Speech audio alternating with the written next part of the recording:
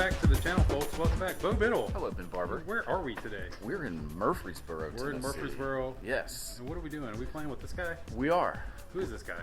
This is our buddy Hal with Garage Granite Floors, if you can't tell by the merch. Right there on the merch. And we also just put it on the screen for folks. And for those that don't know, Hal Garage Granite Floors is, I think, Granite Garage Floors. Granite Garage Floors is one of the first vendors we ever had. A long time ago. Yeah. 2017. Yeah.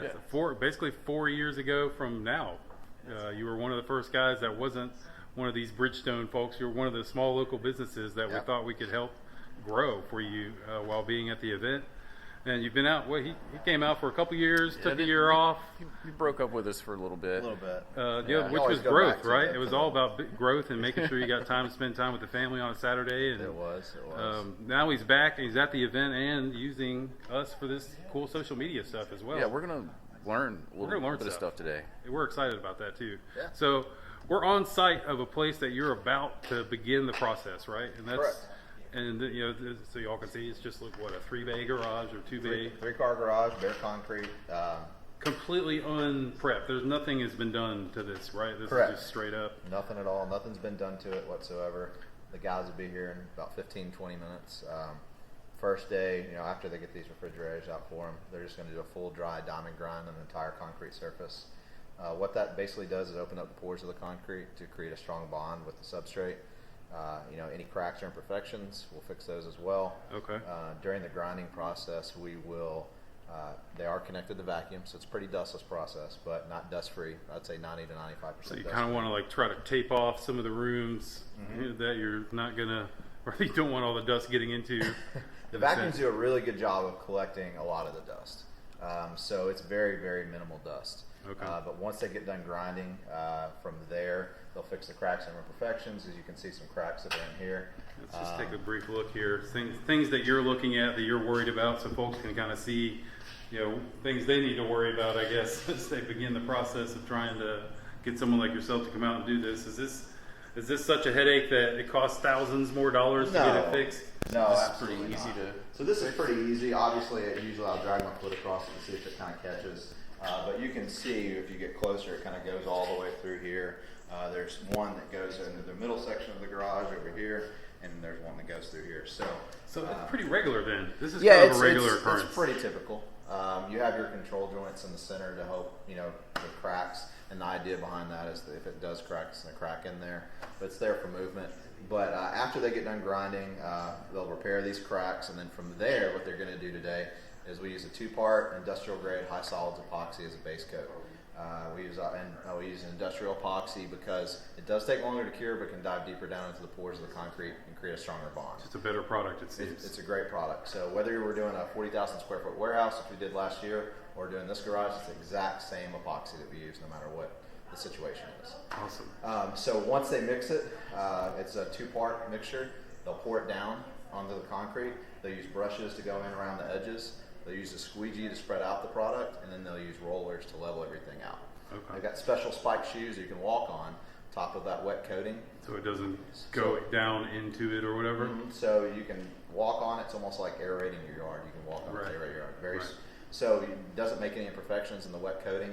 They'll broadcast about 25 pounds per 100 square feet of flakes, which is overkill, but that's what we call a full flake broadcast, and it covers the entire floor. Nice. We let that sit overnight, and we come back the following day, have a process where we scrape and remove the loose flakes that did not adhere to that base coat, and then we do what's called a high solids polyaspartic clear coat top coat that is mixed on site based on the square footage, put down the same way with brushes, a squeegee, and rollers. Right, okay. 24 hours after that, you can do pretty much whatever you want to in the garage except for drive on it.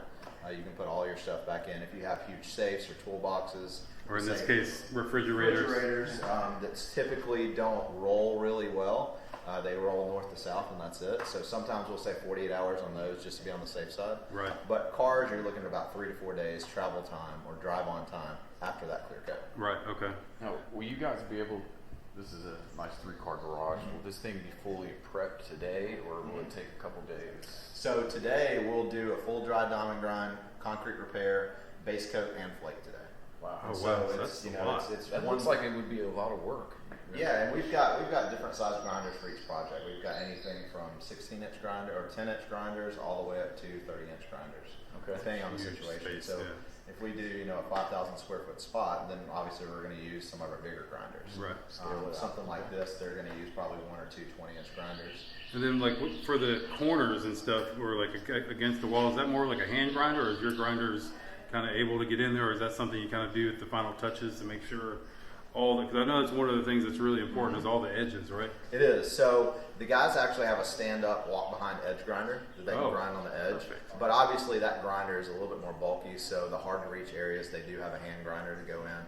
When they get to the thresholds at the edge of the garage that goes up to your driveway joints, Yeah. they're going to hand grind those just to get all the way to the edge.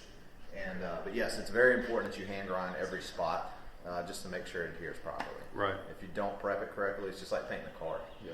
You can't just go and paint it, you know, whatever you want to do. As far as you have to use certain grits, there's all preparation, same concept with concrete. Now, if I understand it correctly, you can choose a variety of like finishes and styles, and things like that. Is that right? There's tons of different finishes. The finish that I just explained to you that's extremely popular is our granite finish. 2-day process. We've got systems that are 4 days. We've got systems that are 5 days. Just depends on if you're using it for more of a showroom, if you're actually working, or if you're playing in your garage. There's tons of different systems depending on what you want. But the system that they're doing today is our most popular finish. Awesome. Okay. Awesome. Yeah. Well, this has just been a quick look as to like the beginning process of what you do over the next couple weeks and months, guys. We're gonna let you see and be a part of the whole process. But we quick check-in. Just want to make sure everybody knows who you are. Get your information out there so that they know who to use, who we recommend. Your info is on the screen for people to get in touch with you. Is there anything that that people need to know and be concerned about, I guess, as they enter this process, other than money? Like, is there something that will stop someone from being able to do this? Can you only do concrete, or is there any kind of limitations? So, good question.